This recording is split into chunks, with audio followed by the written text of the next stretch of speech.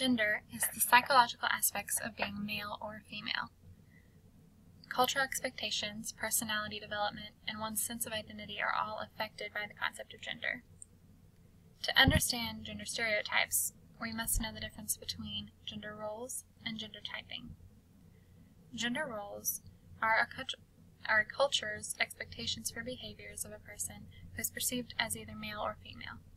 This can include attitudes, actions, and personality traits associated with a particular gender. Gender typing, then, is the process by which people learn their culture's preferences and expectations for male and female behavior.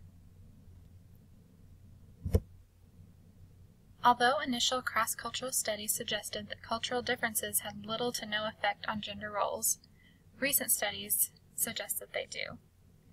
In the past few decades, a change has occurred in cultures that are of different personalities.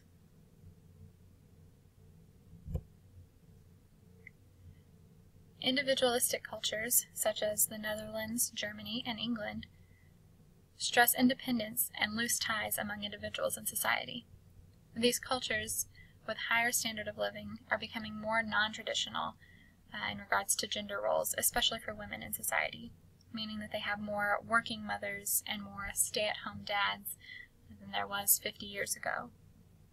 Collectivistic cultures stress interdependence and strong ties between individuals, especially familial ties, and these are nations such as Nigeria, Pakistan, and Japan. These cultures, sometimes having less wealth, they usually have more traditional views on gender roles.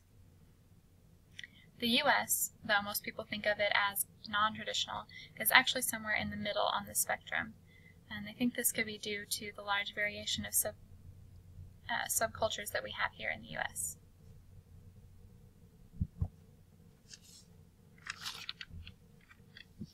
So how do these gender roles develop? Well, it begins when children acquire knowledge of their culture's gender role expectations. And there are actually two different theories about how this happens. The first is called the social learning theory. This attributes gender role development to learning through observation and imitation. So children see their parents or older siblings, friends, or teachers of the same sex behaving in a certain way, and they start to imitate that behavior. The other theory is called the gender schema theory. This combines social learning theory and cognitive development. So children develop a schema or a mental pattern for being a male or a female, and then they can identify themselves as either a boy or a girl.